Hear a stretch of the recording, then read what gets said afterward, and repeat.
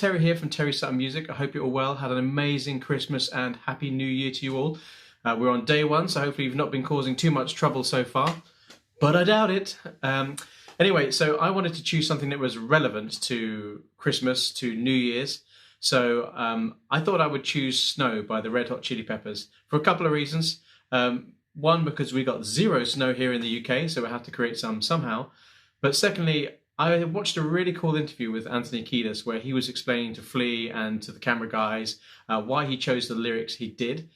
We all know, if you check Wikipedia, a lot of people say that this is all about drugs and cocaine, and I guess in part it is, but the explanation that Anthony Kiedis gave on that interview was amazing. He said it was all about repeated failure and starting a life anew, about struggling to get rid of old ways of thinking and habits that you were addicted to that you thought you could never shift.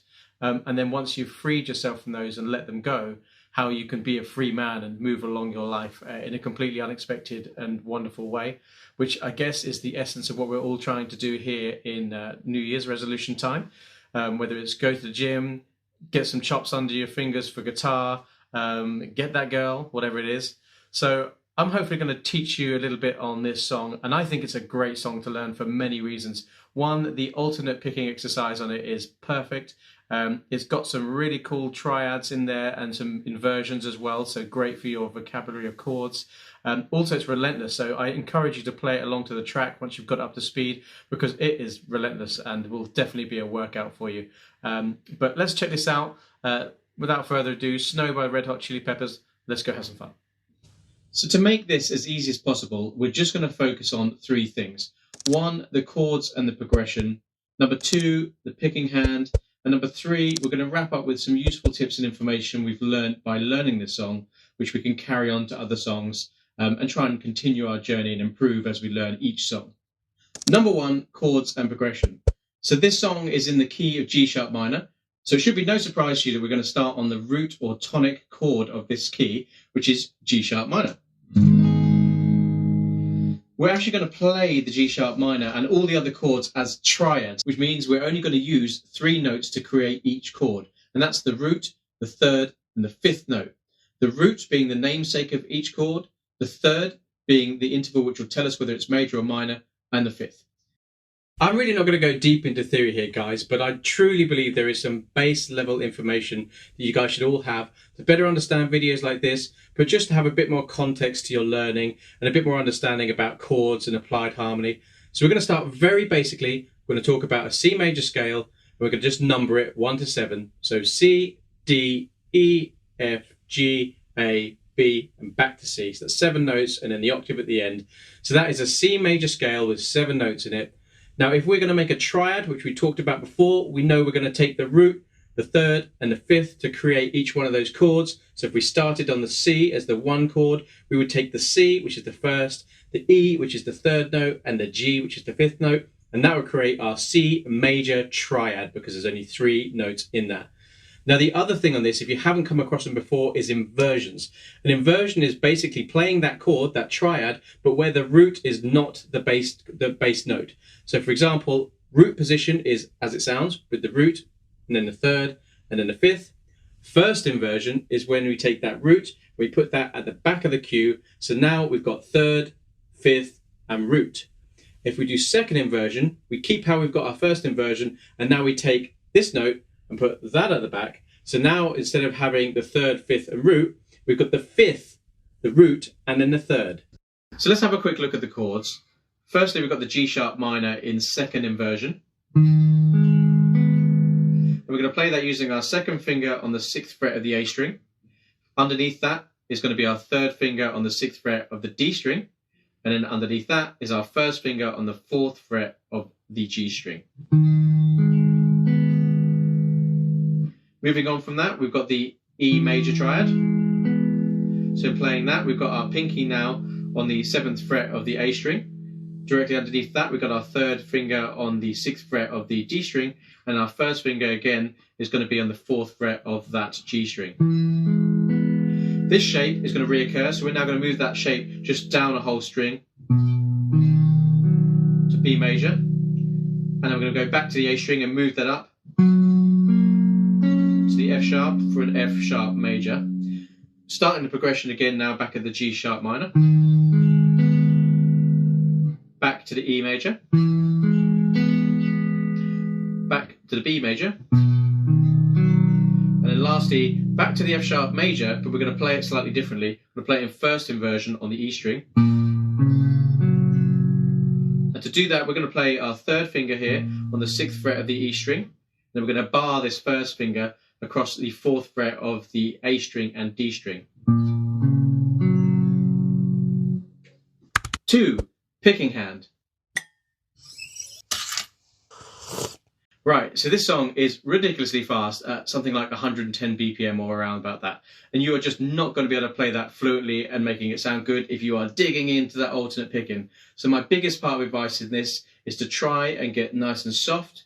Make sure that you're in the pocket and feeling the groove of where that downbeat is, that accent on the first note of the actual chord, and you'll see in a minute on the pre-hammer-on, a little accent there. Make sure that those points guide you as to how well you're getting in time with the beat. And keep the rest nice and fluffy. Keep it nice and bouncy. That's going to soften it up for you, make it more smooth. Don't dig in. You just want the tip of the plectrum to be hitting those strings.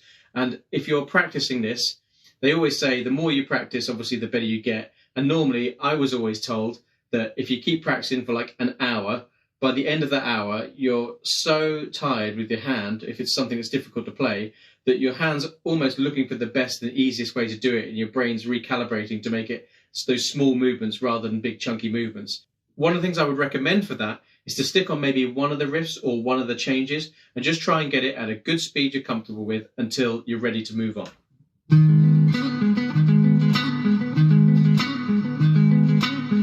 Something like that.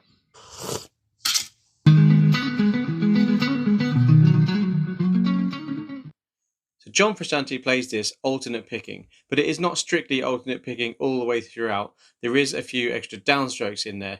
So the fact that Frusciante chose to do this as alternate picking means obviously he can get that speed up, but it's not actually alternate picking all the way throughout. The majority of it is, but there is a downstroke, or we're missing out an upstroke here and there, probably to give a bit more accentuation to some of the notes. Secondly, it would be absolutely killer at speed to do it all alternate picking, and would mean that when you land on the downbeat on some of the other chords, you would come up on the upstroke. So I guess he's done it so that all of the chord changes land on the downstroke to give it a bit more bite. But let's take a look. I'll show you what we're going to do with the upstroke, downstroke. So this is the note that we're talking about, which is going to be a downstroke instead of an upstroke. And if we were doing strictly alternate picking, we'd expect it to be an upstroke.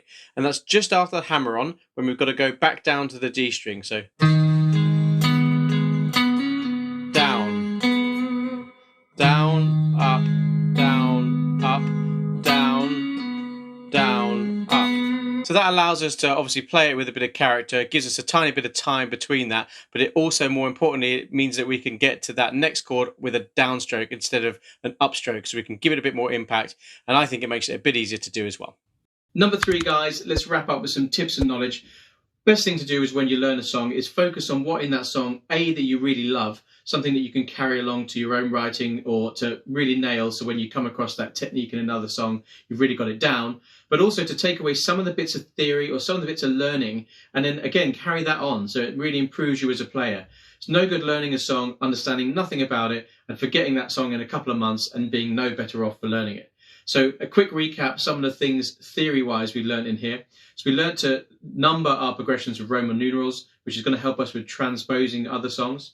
We learned to look at triads, which is 3-note chords. And it doesn't necessarily mean that we have to use root, third and fifth every time. There's other triads to have a look at. And it's a great way to come out of box chords and open chords. Although a lot of those are obviously derived from the triads, it's particularly the root, third and fifth.